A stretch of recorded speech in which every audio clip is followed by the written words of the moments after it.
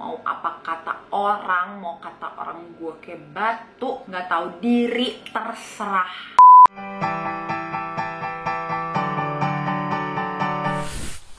Hai semuanya, jadi hari ini topik yang bakalan aku bahas ini jatuhnya bakalan kayak story time, karena apa yang bakalan aku share di sini mungkin bakalan bisa ngebantu kalian untuk bangkit juga dari momen dimana kalian ngerasa kayak aduh gila, gue udah di bawah banget nih posisinya, kayak gitu. Tapi kalau itu kayak di breakdown jadi kayak tips 1, 2, 3 gitu, kayaknya nggak bakalan make sense. So I'm just gonna tell you a story, dan mungkin kalian dari situ bisa mengambil beberapa hikmah dari hal-hal yang terjadi di hidup aku. Kadang-kadang pelajaran hidup itu bisa juga diambil dari hidup orang lain. Jadi topik hari ini itu kan gimana caranya aku bangkit dari masa-masa dimana aku ngerasa what is the point of me living in this world, kayak gitu. Jadi aku gak mendapatkan support dari siapapun satu orang pun, padahal aku lagi berada di posisi terbawah lah dalam hidup aku. It's like bener-bener ancur banget aku ngerasanya, dan disitu semua orang yang aku harap bisa ngebantu aku semuanya malah ngejatuhin aku. Ngerti gak sih kayak? Jadi di posisi itu tuh aku udah hopeless banget dan ngerasa udah gak ada jalan keluar lagi, dan yang bisa aku lakuin ya udah cuma ngejalanin hari-hari aku aja. Tapi kayak dengan ketemu sama orang lain aja tuh ngebikin aku ngerasa sangat amat nggak aman gitu loh. Karena aku nggak tahu apa yang ada di otak mereka. Aku selalu mikir kayak, ini pasti lagi mikirin ini lagi, ini pasti lagi kayak ini. Aduh, gue takut nih. Jadi setiap aku ketemu sama banyak orang itu tuh, terutama orang-orang yang sangat amat tidak mensupport aku di saat aku berada di posisi seperti itu, yang ada di otak aku adalah, apalagi nih.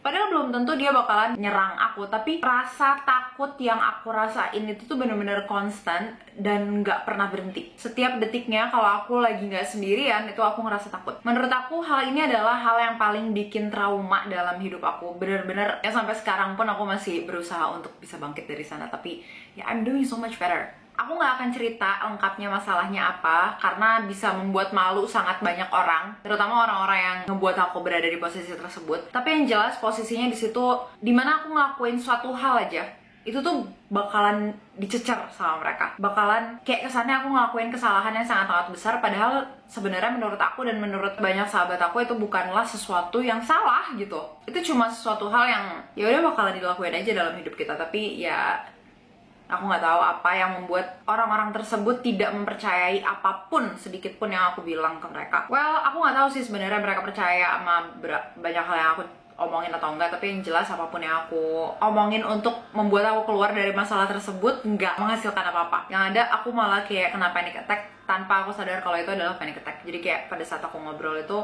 aku bisa sampai gemeter gitu, terus aku kayak bingung, cuma kayak dingin kali ya, yaudah deh gue cabut aja. Nah tapi untungnya pada saat itu ada beberapa sahabat aku yang selalu ngebantuin aku dan kayak nggak berhenti ngasih aku support, walaupun sebenarnya support dari mereka itu nggak berpengaruh apa-apa ke aku. Aku cuma ngerasa kayak ada temennya aja gitu. Tapi ya pada saat di posisi tersebut ya mereka nggak bisa menghilangkan masalah itu atau membantu aku menyelesaikan masalah itu sama sekali. Yang pengen aku tanyain di sini adalah, pernah nggak sih kalian merasa ada di posisi tersebut dimana kayak kalian tuh udah ngerasa ancur banget, tapi orang-orang yang kalian harap bisa support kalian malah nggak ada dan jatuhnya makin jatuhin kalian. Karena di situ posisi aku seperti itu dan aku ngerasa bener-bener sendiri. Itu di poin dimana aku bener-bener ngerasa sendirian, bener-bener nggak ada yang bisa bantu aku. Aku sampai suka kayak sakit ngerasa ditusuk-tusuk dadanya tiap malam, dan aku kira itu tuh kayak apa gue ini mah ya apa ini, kayak ngerti gak sih kalau misalnya kita sakit lambungnya itu kan suka naik gitu kan, apa rasanya sakitnya katanya. Aku nggak pernah ngerasain itu, tapi kayak oh apa ini kali ya itu, tapi ternyata bukan, itu tuh panic attack. Tapi aku nggak tahu kalau itu panic attack. Ya di situ aku berjuang sendirian untuk hal yang seharusnya nggak aku perjuangin sendirian, dan aku ngerasa kayak ya buat apa lagi sih gue hidup, kayak gitu loh. Kayak udah hancur banget, udah nangis itu nggak berhenti tiap malam. Tapi pada saat itu aku tuh kayak mikir, kalau gue mati gunanya apa? Kalah dong gue. Udah gue diginiin, dihancurin, terus apa? Gue nyerah gitu aja. Itu yang ada di otak aku tiba-tiba. Entah kekuatan apa yang muncul di otak aku pada saat itu. Yang jelas di situ aku ngerasa kayak gue nggak mau kalah sama keadaan ini. Gue nggak mau kalah dari orang-orang yang ngancurin gue ini. Dan disitulah aku sadar kalau aku adalah orang terkuat yang bisa ngebelain aku. Aku bakalan kalah kalau aku nyerah, nggak ada gunanya kalau aku juga. Dan di situ posisinya ya aku adalah orang yang paling dekat sama diri aku sendiri. Dan kalau aku aja nggak kuat buat ngebelain diri aku sendiri, untuk nguatin diri aku, untuk jadi orang yang menjadi tameng buat diri aku sendiri, gimana ada orang lain yang bakalan bisa kuat buat aku? Gila, itu adalah titik terdesperate tapi realization yang sangat besar buat aku. Kayak gila, hancur banget gue bener-bener harus stand up for myself nih. Bener-bener gak ada yang bisa nih lebih kuat daripada gue untuk ngebelain gue, untuk nguatin gue, gak ada nih. Oke, kalau gitu gue aja yang belain gue aja yang kuat buat diri gue sendiri, gue aja yang berjuang buat gue. Gak apa-apa, gue pasti bisa. Kalau gak ada yang ngelindungin gue, ya gue yang bakalan lindungin diri gue sendiri. Mau apa kata orang, mau kata orang gue kayak batu, mau gue kayak apa, gak bisa dibilangin, gak tahu diri, terserah. Yang jelas gue tahu apa yang gue jalanin bener, bukan sesuatu yang salah. Gue harus ada buat diri gue sendiri, gue harus kuat buat diri gue sendiri. Di situ aku sadar kayak I'm my own hero, my own best friend, my own family, and the only person that will be there for myself anytime. I'm gonna protect myself, I'm gonna stand for myself, and I'm gonna be strong for me and me only. Relationship aku sama diri aku adalah yang paling penting buat aku, karena ya di situ aku sadar kalau aku adalah satu-satunya orang yang gak akan pernah ninggalin aku, gak akan pernah ngehianatin diri aku sendiri. Dan di situ juga aku sadar aku satu-satunya orang yang bisa meluk diri aku sendiri dan tahu apa yang ada di otak aku tanpa sedikit pun curiga sama diri aku sendiri. Di saat itu aku ngerasa kuat dan hancur dalam saat yang bersamaan. Kayak sedesperate apa sih lo sampai lo tuh harus sekuat ini buat diri lo sendiri. Tapi kayak I don't have anyone else. Dan alhamdulillah ya aku beneran sekuat itu.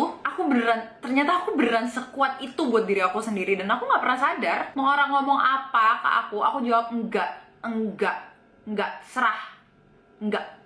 Di situ aku udah kayak mikir, gila, gue mau ditinggalin, mau dijorokin ke jurang juga bodo amat. Yang penting gue berjuang buat diri gue sendiri. Dan karena kesadaran itulah aku sekarang ada di sini. Gila, hidup aku bakalan berubah total kalau aku nggak sekuat itu. Hidup apa nggak juga gue kagak tahu dah tuh. Orang namanya kalau misalnya udah dalam keadaan stres yang separah itu, gimana caranya bisa kuat ngelakuin hal yang make sense aja susah gitu loh. Sampai sekarang aku masih berusaha untuk sembuh dari trauma itu. Sampai sekarang aku masih on meds. Sampai sekarang aku masih walaupun aku udah bangkit, trauma tuh adalah sesuatu yang udah ngebekas di dalam kayak luka gitu loh. Kayak bekas luka tuh kan walaupun udah nggak sakit ya, tapi kan masih ada bekasnya gitu. Kayaknya itu yang masih aku unprocessed gitu. Aku harus berusaha untuk bisa sedikit demi sedikit berpikir kalau nggak semua orang kok jahat sama gue, nggak semua orang kok ngerasa yang paling tahu tentang diri gue. Dan depresi itu kan menurunkan kadar serotonin di dalam otak kita. Jadi kadang-kadang tuh hormon happy-nya nggak ada, yang kepikiran cuma ya hal-hal buruknya aja gitu. Makanya aku masih nurunin dosisnya pelan-pelan. Dan mungkin bisa,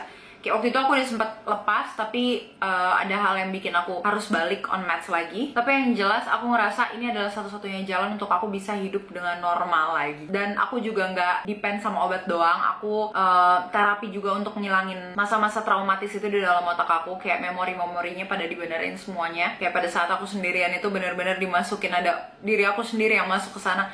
Wah, it's complicated. Yang jelas aku back to hipnoterapi dan itu nolong aku banget. Sekarang aku udah gak hipnoterapi lagi, tapi kayak beberapa kali hipnoterapi aja udah cukup waktu itu. Yang jelas pada saat gak ada yang support kamu harus jadi orang yang paling kuat buat diri kamu sendiri. Hubungan kamu sama diri kamu sendiri itu adalah yang paling penting. Dan walaupun rasanya bakalan berat banget, please kuat buat diri kamu sendiri. Dan tenang aja, I'm now much better and stronger than ever. Sampai sini aja video kali ini. Semoga cerita dari aku bisa bermanfaat buat kalian. Dan kuat terus ya. Bye-bye.